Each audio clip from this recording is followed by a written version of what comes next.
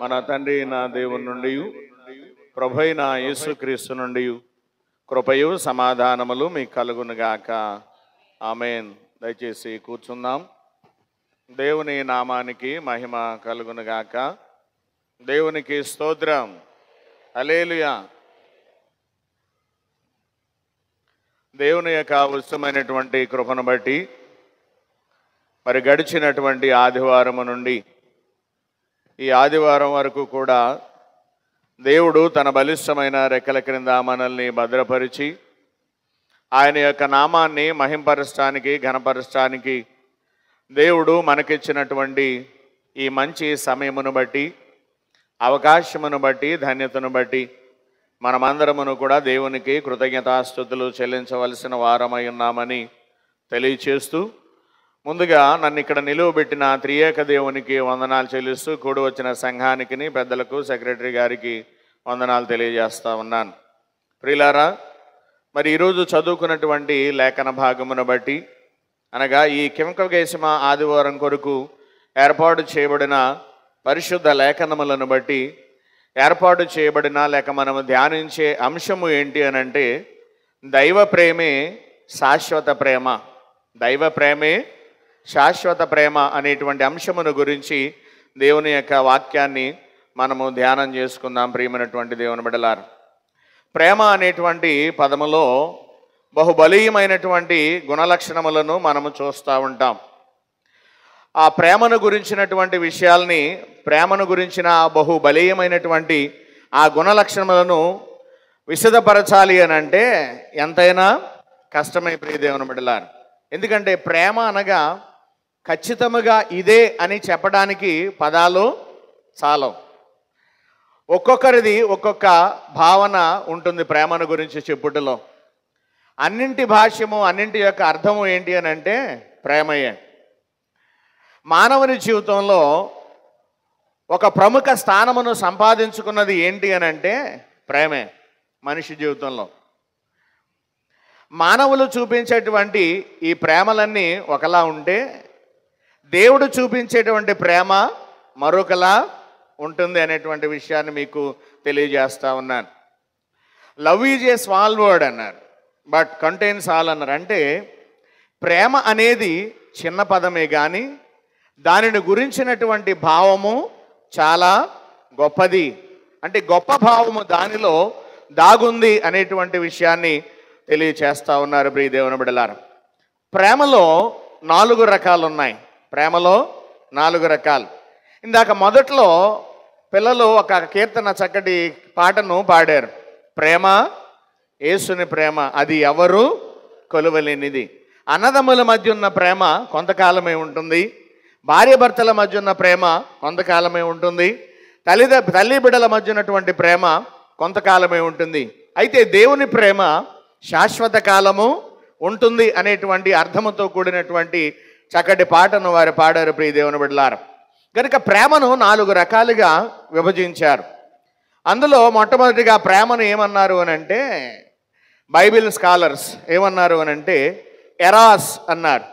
Eras అనగా అందము మరియు ఆకర్షణ వల్ల కలిగేటువంటి ప్రేమ. ఇక రెండవది ఏంటన్నారు అంటే ఫిలియో అన్నారు. ఫిలియో అనగా బంధుమిత్రుల ప్రేమ. మూడవదిగా స్పోర్ట్స్ అనగా తల్లి బిడ్డల మధ్య ప్రేమ.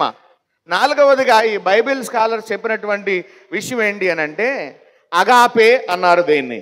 అగాపే అనగా అత్యంత గాఢమైనటువంటి ప్రేమ. ఈ అత్యంత గాఢమైన ప్రేమయే దైవ ప్రేమ. ప్రియమైనటువంటి దేవుని బిడ్డలారా, మొట్టమొదటిగా మనం చెప్పుకున్నటువంటి ప్రేమ ఏంటి చెప్పండి? ఎరాస్. ఎరాస్ అంటే ఈ ప్రేమ ఎలాంటిది అని అంటే పై రూపాన్ని చూసి ప్రేమించేది. అంటే అందాన్ని బట్టి కలిగే ప్రేమ, ఆకర్షణను బట్టి కలిగే ప్రేమ.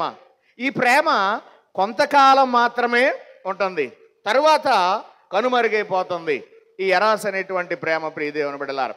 ఇక రెండవ ప్రేమ మనం చూస్తే ఫిలియో. ఇది బంధుమిత్రుల మధ్య చూపించేటువంటి ప్రేమ.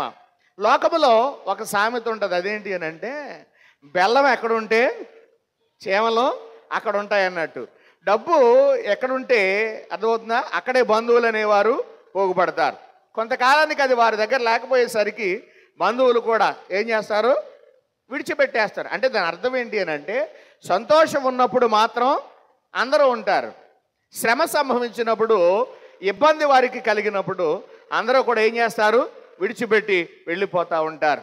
ఉదాహరణకి యోబు గారిని కనుక మనం ఆలోచన చేస్తే, యోబు గారు శ్రమలో ఉన్నప్పుడు ఎవరూ కూడా ఆయన ఆదరించడానికి రాలా. అన్నీ కలిగి ఉన్నప్పుడు మాత్రం ఆయనతో కలిసి ఉన్నటువంటి పరిస్థితులు మనం యోబు గ్రంథంలో చూడగలుగుతాం. ప్రియమైనటువంటి దేవుని బిడ్డలారా, అంటే అన్నీ ఉంటే అందరూ బంధువులే, అన్నీ ఉంటే అందరూ బంధువులే, ఏమీ లేకపోతే ఎవరు కూడా బంధువులు కాదు. అంటే ఈ ప్రేమ కూడా, బంధుమిత్రుల ప్రేమ కూడా కొంతకాలమే ఉంటుంది అనేటువంటి విషయాన్ని మీకు జ్ఞాపకం చేస్తున్నాను. ఇక మూడవ ప్రేమ ఏంటి చెప్పండి, స్పోర్ట్స్ అన్నారు. స్పోర్ట్స్ అనగా తల్లి బిడ్డల మధ్య ప్రేమ. ఈ ప్రేమ కూడా కొంతకాలమే ఉంటుంది. కొంతకాలం తర్వాత ఈ ప్రేమ వారిలో కూడా ఏమైపోతుందంటే చల్లారిపోతుంది. ఆ ప్రేమను విడిచిపెట్టేస్తారు, మరిచిపోతారు. మరిచిపోవడం అంటే ఏంటి అని అంటే బాధ్యతలను విస్మరించడం. ప్రియమైనటువంటి దేవుని బిడ్డలారా, తల్లి బిడ్డల మధ్య ప్రేమ కూడా కొంతకాలానికి ఏమవుతుంది, తగ్గిపోద్ది. కొంతకాలానికి ఏమవుద్ది, తగ్గిపోతుంది. ఇక నాలుగవదిగా మనము చూస్తే అగాపే అన్నారు. అగాపే అనగా అర్థం ఏంటి అని అంటే అత్యంత గాఢమైనటువంటి ప్రేమ, అదే శాశ్వతమైనటువంటి దేవుని ప్రేమ. ప్రియమైనటువంటి దేవుని బిడ్డలారా, దేవుడు ప్రేమాస్వరూపై ఉన్నాడు. ముందు చెప్పబడినటువంటి ఈ మూడు ప్రేమలు కూడా భూ సంబంధమైనటువంటి ప్రేమలే, స్వార్థపూరితమైనటువంటి ప్రేమలే. అయితే నాలుగవదిగా చెప్పబడినటువంటి ఈ అగాపే ప్రేమ ఎటువంటిది అని అంటే అది శాశ్వతమైనటువంటి ప్రేమ, అది పర సంబంధమైన ప్రేమ, అది ఆత్మ సంబంధమైన ప్రేమ, అది వాక్య సంబంధమైనటువంటి ప్రేమ. ప్రియమైనటువంటి దేవుని బిడ్డలారా, అందుకనే దేవుని ప్రేమ ఎలాగుంటుంది అని అంటే శాశ్వతముగా ఉంటుంది. యోహాను సువార్తలో 13వ అధ్యాయములో 2వ భాగాన్ని మనం చదివితే, మొదటి వచనంలో 2వ భాగం, తాను వారిని ప్రేమించి వారిని అంతము వరకు ప్రేమించను. ఇదే అంతం వరకు ప్రేమించే ప్రేమ ఏమైనా ఉన్నది అని అంటే అది దేవుని యొక్క ప్రేమే. ప్రియమైనటువంటి దేవుని బిడ్డలారా, గనుక ఆ ప్రేమను ఎవరు కలిగి ఉన్నారు అని అంటే ప్రభువైన యేసుక్రీస్తు వారు మాత్రమే కలిగి ఉన్నారు అనేటువంటి విషయాన్ని మీకు జ్ఞాపకం చేస్తా ఉన్నాను. గనుక దేవుని ప్రేమ ఎలాంటిది అని అంటే అంతము వరకు కూడా ప్రేమించేటువంటి ప్రేమ దేవుని ప్రేమ. గనుక ఆయన చెప్తున్నటువంటి మాట ఏంటి అని అంటే నిన్ను వలె నీ పొరుగువాన్ని ప్రేమించు. ఎలాగనంటే నీ దేవుణ్ణి ఎలాగైతే ప్రేమిస్తున్నావో అలాగే నిన్ను వలె నీ పొరుగువాన్ని ప్రేమించమన్నాడు. అంటే దాని అర్థం ఏంటి అని అంటే నువ్వు ఎలాగైతే నన్ను ప్రేమిస్తున్నావో అలాగే నీ పొరుగు వారిని కూడా నువ్వు ప్రేమించాలి అని అన్నాడు. అలా ప్రేమించాలని చెప్పిన ఆయన అలా ప్రేమించి చూపించాడు. అది దేవుని యొక్క ప్రేమలోని గొప్పదనం. ప్రియమైనటువంటి దేవుని బిడ్డలారా, అటువంటి ప్రేమను కలిగి మనం ఉండాలి అని దేవుని యొక్క వాక్యము మనకి సెలవిస్తూ ఉంది. కనుక నువ్వు ఇతరుల పట్ల చూపించేటువంటి ప్రేమ అటువంటి ప్రేమేనా? నువ్వు ఇతరుల పట్ల చూపించే ప్రేమ అటువంటి ప్రేమే చూపిస్తున్నావా? నీ ప్రేమ దేవుని ప్రేమ వలె ఉన్నదా, లేకపోతే నీ ప్రేమ ఆ లోక సంబంధమైనటువంటి ప్రేమగా ఉన్నదా? ఒకసారి ఆలోచన చేయాలి. ఈరోజు పత్రిక లేఖన భాగములను బట్టి, పత్రిక పాఠము సువార్త పాఠ్య భాగాలను బట్టి మనము ఎటువంటి ప్రేమను మనం కలిగి ఉండాలి, ఎలాగ మనము ఇతరులను ప్రేమించాలి అనేటువంటి విషయాల్ని మనము ఈరోజు పాఠముల నుండి మనం నేర్చుకున్నాం. ప్రియమైనటువంటి దేవుని బిడ్డలారా, అసలు నిజమైనటువంటి ప్రేమ ఎటువంటి లక్షణాలను కలిగి ఉంటుంది అనే విషయాన్ని ఈరోజు పత్రిక పాఠములో మనం చూడగలుగుతాం. ప్రియ దేవుని బిడ్డలారా, కొరింథీయులకు రాసినటువంటి మొదటి పత్రికలో 13వ అధ్యాయములో మొదటి వచనం నుంచి కూడా మనం చదవగా విన్నాం. మనుషుల భాషలతోనూ దేవదూతల భాషలతోనూ నేను మాట్లాడినను ప్రేమ లేనివాడనైతే నేను మ్రోగిడి కంచును గణగణలాడు తాళమునై ఉన్నాను అని అంటా ఉన్నాడు. అంటే నువ్వు మనుషుల భాషలతో మాట్లాడినా, నీ ఎన్ని రకాల భాషలతో నువ్వు మాట్లాడినా, చివరికి దేవదూతల భాషతో నువ్వు మాట్లాడినా ప్రేమ లేకపోతే ఎటువంటి వాడని అంటున్నాడు? మ్రోగెడు కంచును గణగణలాడు తాళమునై ఉన్నాను అని అంటా ఉన్నాడు. ప్రియ దేవుని బిడ్డలారా, ఇంకొక మాట 2వ వచనంలో ఏమన్నాడు అని అంటే ప్రవచించు కృపావరము కలిగి మర్మములన్నీయు జ్ఞానమంతయు ఎరిగిన వాడనైనను కొండలను పెకలింపగల పరిపూర్ణ విశ్వాసము గలవాడనైనను ప్రేమ లేని వాడనైతే నేను వ్యర్థుడను అని అంటా ఉన్నాడు ప్రియ దేవుని బిడ్డలారా. ప్రవచించే కృపావరం కలిగి ఉన్నా, ఎంత ప్రార్థనాపరులు అయినా, ఎంత వాక్యాన్ని చెప్పేవారైనా, ఎంత వాక్యాన్ని చదివేవారైనా, ఏమండి కొండలను పెకిలించే విశ్వాసము కలిగినటువంటి వారని చెప్పుకుంటున్నా ప్రేమ లేకపోతే ఎటువంటి వారు అంటున్నాడో వ్యర్థుడను అని అంటున్నాడు. అదంతా కూడా వ్యర్థమే అని అంటా ఉన్నాడు ప్రియమైనటువంటి దేవుని బిడ్డలారా. గనుక ఈ పరిశుద్ధ గ్రంథములో పౌలు గారు ప్రేమను గురించినటువంటి అనేక విషయాల్ని విశదపరిచినట్లుగా మనము చూస్తూ ఉన్నాం. నిజమైనటువంటి ప్రేమ ఎటువంటి లక్షణాలని కలిగి ఉంటుందో పౌలు గారు ఈరోజు రాయబడినటువంటి ఈ పత్రిక పాఠములో ఈ 13వ అధ్యాయములో వివరిస్తూ ఉన్నాడు ప్రియ దేవుని బిడ్డలారా. నిజమైన ప్రేమ యొక్క లక్షణాలు ఎలాగుంటాయి అని అంటే, ఒకటి అక్కడ చెప్పినటువంటి మాట ఏంటి అని అంటే 4వ వచనం నుంచి, ప్రేమ దీర్ఘకాలము సహించును. చాలు, ప్రేమ ఏం చేస్తుంది? దీర్ఘకాలము ఏం చేస్తుందంట? సహిస్తుంది. మనము సహించలేకపోతున్నాము అని అంటే మనలో ఏమి లేనట్టు? ప్రేమ లేనట్టే. అందుకని అన్నాడు, మ్రోగెడు కొంచెను గణగణలాడు తాళమునై ఉన్నాను అని అంటా ఉన్నాడు. ప్రేమ లేకపోతే ప్రేమ ఏం చేస్తుంది అని అంటే దీర్ఘకాలము సహిస్తూ ఉంటుంది. ఒక సహోదరుడు వచ్చి యేసుప్రభుని అడుగుతున్నాడట, ప్రభువా, నా సహోదరుడు నా ఎడల తప్పుదం చేస్తున్నాడు. అతను ఒకసారి క్షమించాను, 2 సార్లు క్షమించాను. మాటి మాటికి వచ్చి నా సహోదరుడు మరలా అదే విధంగా తప్పుదం చేస్తున్నాడు, ప్రవర్తిస్తున్నాడు. నేను ఎంతకాలం అతన్ని సహించాలి, ఎంతకాలం అతన్ని ప్రేమించాలి అని అడిగాడు. అడిగితే యేసుప్రభు వారు ఏం చెప్పాడో తెలుసా? 70 ఏళ్ల మారుల మట్టుకు నువ్వు అతన్ని క్షమించాలి, అంటే ప్రేమించాలి అని చెప్పాడు. ప్రేమినటువంటి దేవుని బిడ్డలారా, 70 ఏళ్ల మారుల మట్టుకు అని అంటే జీవితకాలం. దేవుడు మనకిచ్చిన ఆయుష్ ఎంత? మోషే గారు చెప్పిన ప్రకారం 70 సంవత్సరాలు. 70 ఏళ్ల మారులు మట్టుకు అన్నాడనంటే నీ జీవితకాలము నువ్వేం చేయాలనంటే ఏం చేయాలి? నీ సహోదరుడిని సహించాలి, నీ సహోదరుడిని ప్రేమించాలి. ప్రేమైనటువంటి దేవుని బిడ్డలారా, అందుకని ఏమంటున్నాడనంటే ఇక్కడ ప్రేమలో ఉన్నటువంటి నిజమైనటువంటి లక్షణం, మొదటి లక్షణం ఏంటి అని అంటే ప్రేమ దీర్ఘకాలము సహిస్తుంది. రెండవది చూద్దాం. అమ్మా, ప్రేమ దయ చూపించును. ప్రేమ ఏం చూపిస్తుంది? దయ చూపిస్తుంది. మీరు చూడండి, చాలా సందర్భాల్లో మనం ప్రయాణం చేస్తున్న సందర్భం అవ్వచ్చు, ఆయా ప్రదేశాలకి వెళ్తున్న సందర్భం అవ్వచ్చు. అడుక్కునేటువంటి వ్యక్తులు, భిక్షం అడుక్కునేటువంటి వ్యక్తులు కొంతమంది మనకు కనిపిస్తూ ఉంటారు. వాళ్ళు చాలామందిని అడుగుతారు. అందులో బహు తక్కువ మంది మాత్రమే వారికి ఏం చేస్తారు అని అంటే దానం చేస్తారు. నేను చాలా సందర్భాల్లో ఈ విషయాన్ని చూశాను.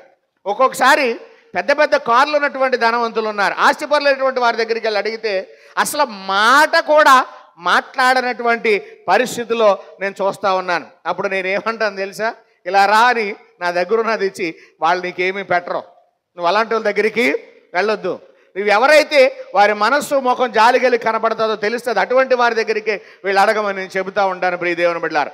ఎందుకు అని అంటే వాళ్ళలో ఏమి లేదు అని అంటే దయ లేదు. వాళ్ళు ఏమి లేదు? దయ లేదు.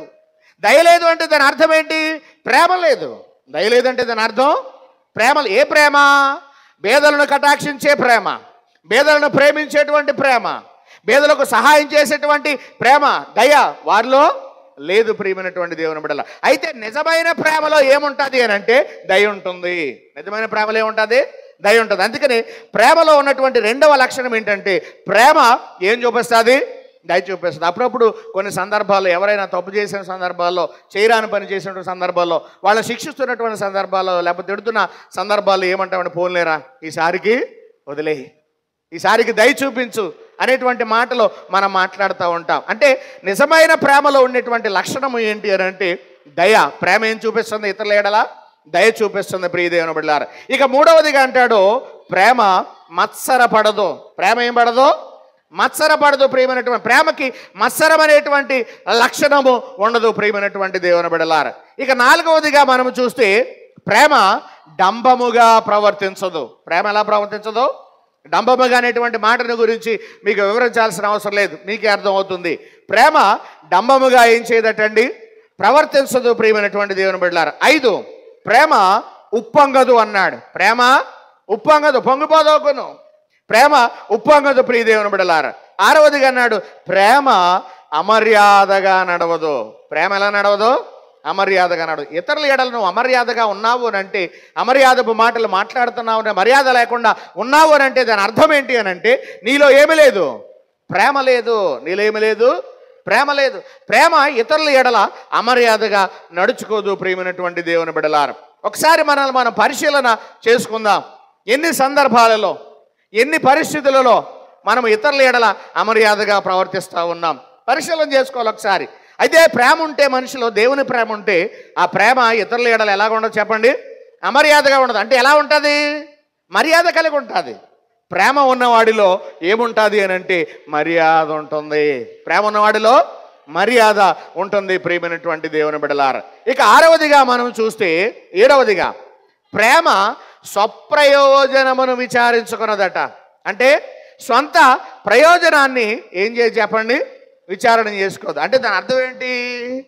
ప్రేమ కలిగి ఉన్నానని చెప్పుకుంటూ ఏమండి ఎవరికి వాళ్ళే చూసుకుంటా ఉంటే అది నిజమైనటువంటి ప్రేమ కాదు. ప్రేమ స్వప్రయోజనమును చూచుకొనకుండా ఇతరుల యొక్క ప్రయోజనము కొరకు కూడా చూస్తుంది. ప్రియమైనటువంటి దేవుని బిడ్డలారా, అంటే దాని అర్థం ఏంటి? నేను బాగున్నాను, నా తోటివాడు కూడా బాగుండాలి అనుకుంటుంది ప్రేమ.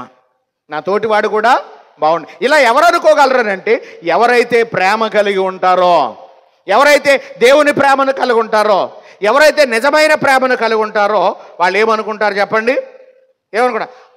ప్రేమను ఏమన్నా స్వప్రయోజనాన్ని విచారించుకున్నాడు. ప్రియ దేవుని బిడ్డ. 8వదిగా ప్రేమ త్వరగా కోపపడదు. ప్రేమ త్వరగా కోపపడదు.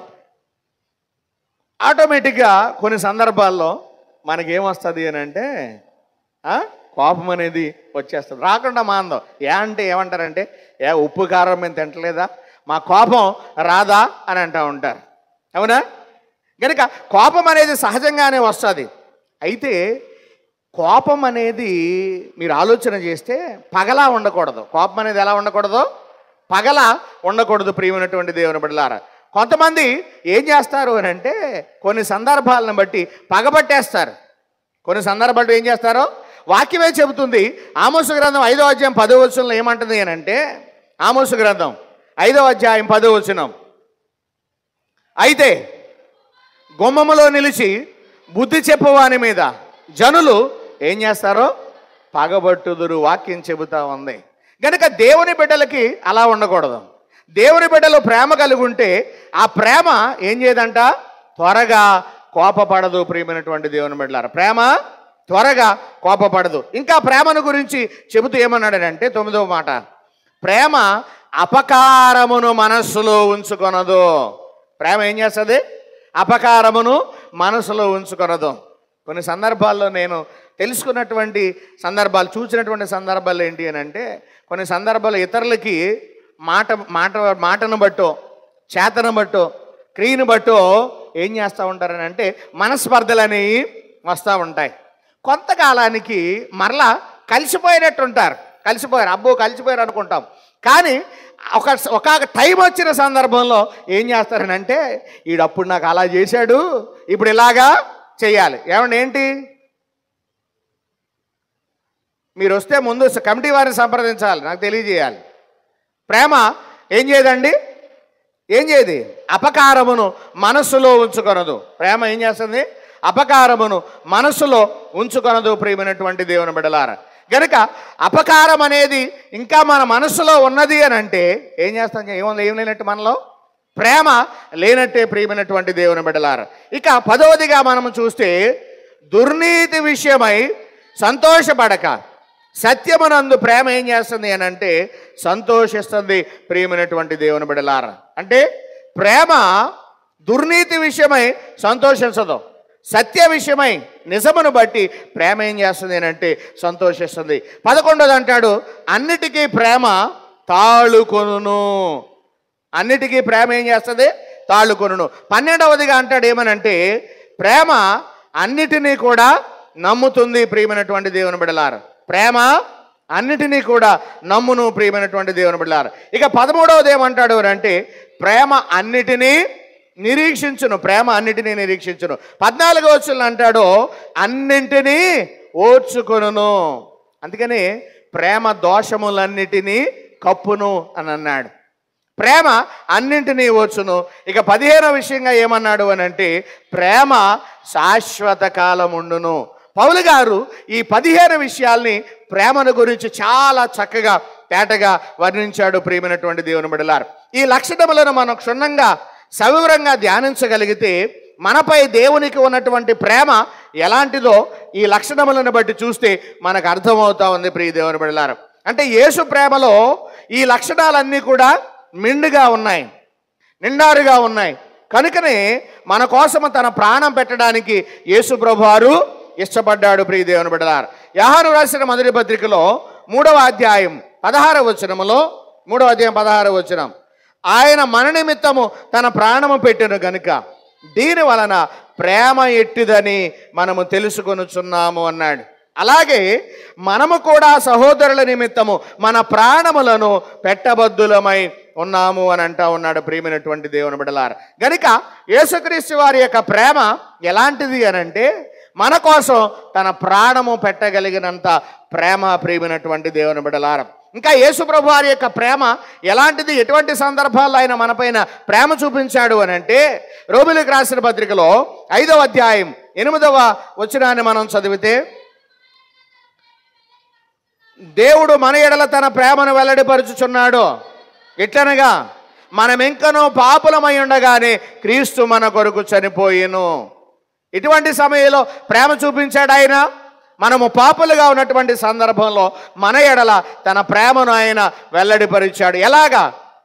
మన కొరకు ఆయన, పాపుల కొరకు ఆయన ఏం చేశాడు అని అంటే మరణించాడని. అదే 6వ వచనం చదివితే, ఏలయనగా మనం ఇంకా బలహీనులమై ఉండగా క్రీస్తు యుక్త కాలమున భక్తిహీనుల కొరకు చనిపోయాడు.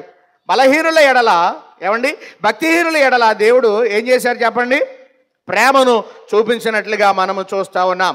అదే 10వ వచనం మనం చదివితే, ఏలయనగా శత్రువులమై ఉండగా ఆయన కుమారుని మరణము ద్వారా మనము దేవునితో సమాధానపరచబడిన ఎడల సమాధానపరచబడిన వారమై ఆయన జీవించుట చేత మన నిశ్చయముగా రక్షించబడుదుమన్నాడు. ఎప్పుడు ఆయన మనల్ని ప్రేమించాడు అని అంటే బలహీనులమై ఉండినప్పుడు. ఎప్పుడు ఆయన మన ఎడల ప్రేమను వెల్లడిపరిచాడు అని అంటే భక్తిహీనులమైనప్పుడు. ఎప్పుడు ఆయన మన ఎడల ప్రేమను వెల్లడిపరిచాడు అని అంటే పాపులముగా మనం ఉన్నప్పుడు. ఎప్పుడు ఆయన మన ఎడల ప్రేమను వెల్లడిపరిచాడు అని అంటే మనం ఆయనకి శత్రువులుగా ఉన్నప్పటికీ కూడా దేవుడు మన ఎడల తన ప్రేమను ఏం చేశాడు చెప్పండి? వెల్లడిపరిచాడు. ప్రియమైనటువంటి దేవుని బిడ్డలారా, గనుక ప్రేమ యొక్క నిజమైనటువంటి లక్షణాల గురించి మనం విన్నాం. అటు నిజమైనటువంటి ప్రేమ ఎవరిలోనైనా ఉన్నదాని గనక మనం పరిశీలన చేస్తే అది ఒక ప్రభు అయిన యేసుక్రీస్తు వారిలో తప్ప మరి ఎవరిలో కూడా అటువంటి ప్రేమ లేదు. ప్రియమైనటువంటి దేవుని బిడ్డలారా, ఇప్పుడు ఆ దేవునికి ఎటువంటి ప్రేమ కలిగి ఉందో మనము కూడా అలాంటి ప్రేమ ఇతరుల ఎడల కలిగి ఉండాలని పరిశుద్ధ గ్రంథం మనకి తెలియజేస్తూ ఉంది. కనుక యేసు ప్రభువు వారు ఇంకా ఎటువంటి ప్రేమను చూపించాడో ఈరోజు సువార్త పాఠములో మన వాక్యాన్ని బట్టి ధ్యానం చేసుకోగలం. ప్రియమైనటువంటి దేవుని బిడ్డలారా, లూకాసు సువార్తలో 18వ అధ్యాయం కనుక మనం చదివితే, ఈ 18వ అధ్యాయంలో మనం చూడగలిగితే యేసు వెళ్లే ముందు తన శిష్యులకు చెబుతున్నటువంటి మాటలను మనం గమనిస్తే గనక చూడండి, అక్కడ అంటాడు 31వ వచనం నుండి,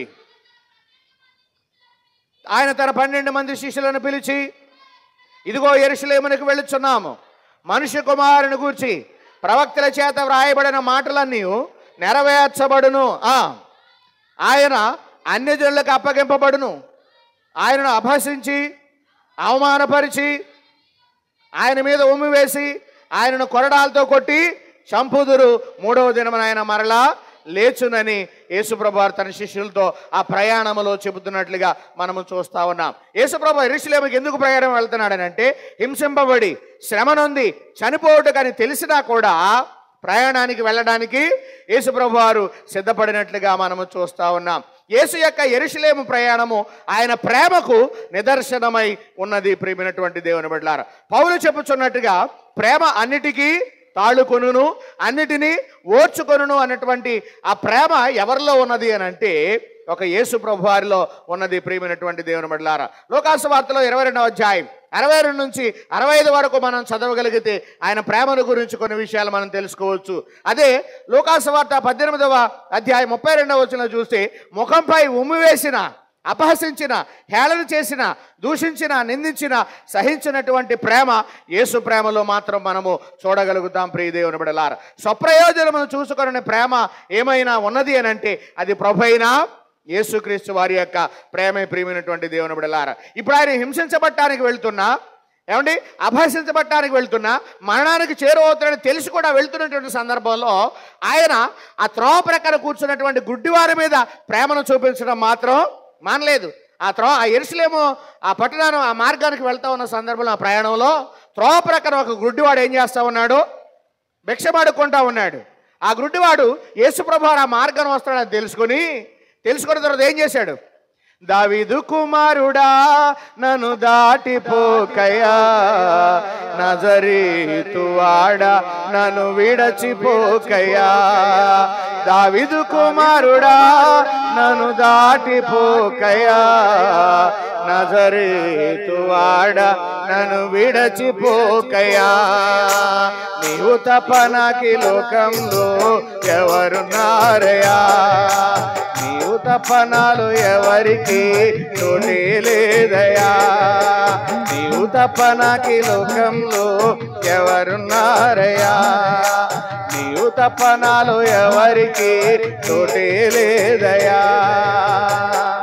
యేసుప్రభు వారు ఆ మార్గం గుండా వెళ్తున్నారని తెలుసుకున్న సందర్భంలో అడగటం ప్రారంభించాడు. దావీదు కుమారుడా నన్ను కరుణించు, దావీదు కుమారుడా నన్ను కరుణించు. అక్కడ ఉన్నటువంటి వారు ఊరుకో, నీ మాట ఆయనకి ఎలా కనబడుతుంది అని అంటే వారు అన్న కొద్దీ ఎక్కువగా కేకలు వేస్తే ప్రేమామయుడికి ఆ కేక వినబడింది. ప్రేమామయుడైన దేవునికి ఆ కేక వినబడి అతను నా దగ్గరికి తీసుకురండి అని, అటువంటి బాధలో తను పడబోయే బాధ తెలిసి కూడా ఏం చేస్తా ఉన్నాడు? ఆ గుడ్డి వాని ఎడల ఆయన ప్రేమ చూపిస్తున్నాడు. ప్రియమైనటువంటి దేవుని బిడ్డలారా, ఇటువంటి ప్రేమ ఎవరిలో ఉన్నది అనేది ఒక యేసు ప్రభువులో తప్ప ఎవరిలోనూ కూడా లేదు. ప్రియమైనటువంటి దేవుని బిడ్డలారా, అందుకనే యేసు ప్రభు వారు ఏం చెప్పాడనంటే, నేను ఎలా ప్రేమించానో మీరు కూడా అలాగే ఇతరులను ప్రేమించండి అని చెప్పాడు. కనుక ఈ లోకములో అనేక రకములైనటువంటి ప్రేమలు ఉన్నాయి, కానీ యేసు ప్రేమకు సాటి అయినటువంటి ప్రేమ లేనే లేదు. ఇట్టి నిజమైనటువంటి ప్రేమ మనము కలిగి ఉండాలని దేవుడు మనల్ని కోరుతా ఉన్నాడు. అందుకే యోహాను సువార్తలో 13వ అధ్యాయములో 34-35 వచనాలు ఒకసారి మనం చదువుదాం. యోహాను సువార్త జనసమూహం 13:34, మీరును ఒకరినొకరు ప్రేమింపవలెనని దీనిని బట్టి మీరు నా శిష్యులని అందరూ తెలుసుకొందురు చాలు. అంటే మీరును ఒకరినొకరు ఏం చేయాలని చెప్పాడు? ప్రేమించాలి. మీరు కూడా ఒకరినొకరు ప్రేమించుకుంటే మీరు ఏమై ఉంటారని చెప్పాడు? నా శిష్యులు. ఏమై ఉంటారు? నా శిష్యులు. ఇంకా శిష్యులకు పరిపూర్ణమైనటువంటి అర్థం ఏంటి అని అంటే క్రైస్తవులు. మొట్టమొదటిగా శిష్యులు ఏమనబడ్డారు? క్రైస్తవులు అనబడ్డారు. అంతియొకయలో మొట్టమొదటిగా అపోస్తల కార్యంలో ఉంటుంది, ఇంటికి తర్వాత చదివినప్పుడు కాదు. మొట్టమొదటిగా శిష్యులు అంతియొకయలో ఏమనబడ్డారు? క్రైస్తవులు అనబడ్డాడు. అంటే క్రైస్తవుడు అంటే దాని అర్థం ఏంటి? క్రైస్తవుడు అంటే అర్థం ఏంటి? ఒకడినొకడు ప్రేమించేవాడు. క్రైస్తవుడు అనగా తన్ను ప్రేమించుకొనుచు ఇతరులను ప్రేమించేటువంటి వాడు క్రైస్తవుడు. అందుకని నేను ఎలాగైతే మిమ్మల్ని ప్రేమిస్తున్నానో మీరు కూడా ఎవరిని ప్రేమించాలి? ఇతరులను ప్రేమించే వారిగా ఉండాలి అని యేసు ప్రభువు వారు తెలియజేస్తా ఉన్నారు. కనుక నిజమైనటువంటి ప్రేమ లక్షణాలు ఏంటో మనం కొరింథీ పత్రికలో చూసాం. ఎటువంటి ప్రేమను చూపించాలో సువార్త పాఠ్య భాగములో మనం చూసాం. మన కష్టంలో ఉన్న, ఇరుకులో ఉన్న, ఇబ్బందిలో ఉన్న ఇతరుల ఎడల మనం సహనం కలిగి తాళుకుంటూ, ఏమండి, అన్నిటినీ ఓర్చుకుంటూ ఇతరుల ఎడల ఏం కలిగి ఉండాలి చెప్పండి? ప్రేమించాలి. కనుక నీ ప్రేమ ఎలాంటిది? నువ్వు ప్రేమించడంలో ఎవరిని అనుసరిస్తా ఉన్నావు అనేది ఈరోజు లేఖన భాగమును బట్టి ధ్యానం చేసుకోవాలి, ఆలోచన చేయాలి. ప్రియమైనటువంటి దేవుని బిడ్డలారా, ఇప్పుడు యేసు ప్రేమ నాలాగానే ఉందా? యేసు ప్రేమ నాలాగానే ఉందా అంటే యేసు ప్రేమ నా ప్రేమ లాగానే ఉందా అనేటువంటి ఆలోచన ఒకసారి అలా లేకపోతే ఈ రోజు నుంచి నీ ప్రేమను ఇతరుల ఎడల చూపించడంలో నువ్వు మొదలు పెట్టాలి. ప్రియమైనటువంటి దేవుని బిడ్డలారా, యేసుకు కలిగినటువంటి ప్రేమ మీరును కూడా ఏం చేయాలి? కలిగి ఉండాలి అని దేవుని యొక్క వాక్యము సెలవిస్తూ ఉంది. యోహాను రాసిన మొదటి పత్రికలో 4వ అధ్యాయములో 21వ వచనాన్ని ఒకసారి మనం చూద్దాం. దేవుని ప్రేమించువారు తాను సహోదరుని కూడా ప్రేమింపవలెను చాలు. చూడండి, దేవుణ్ణి ప్రేమించేవారు తన సహోదరుని కూడా ప్రేమించాలి. ఈ వాక్యం యొక్క సారాంశం ఏంటంటే దేవుడు ప్రేమ స్వరూపి అన్నాడు. మనము కూడా ప్రేమ కలిగిన వారముగా ఉండాలి అని దేవుని యొక్క వాక్యము మనకి సెలవిస్తూ ఉంది. కనుక మనము కూడా దేవుని వలె యేసుప్రభు వారు ఎలాగైతే ఇతరులను ప్రేమించారో, ఎలాగైతే 15 లక్షణాలు మనం చదువుకున్నామో అటు 15 లక్షణాలను మనం కలిగి, ప్రేమను కలిగి, ఇతరులను ప్రేమించి, దేవుని ప్రేమించి, ఏమండి దేవుని యొక్క రాజ్యములో మనం పాలు పొందే వారముగా ఉండాలని తెలియచేస్తూ, అట్టి ప్రేమను ఇతరుల ఎడల మనం కనపరచగలిగిన వారుగా ఉండాలని తెలియచేస్తూ ఈ మాటలు ముగిస్తున్నాను. దేవుడి మాటలు మన వినికిడిలో దీవించును గాక. ఆమేన్. సమస్త జ్ఞానమునకు మించిన దేవుని సమాధానం యేసుక్రీస్తు వలన మీ హృదయములకు హృదయ తలంపులకు కావలి ఉండును గాక. ఆమేన్.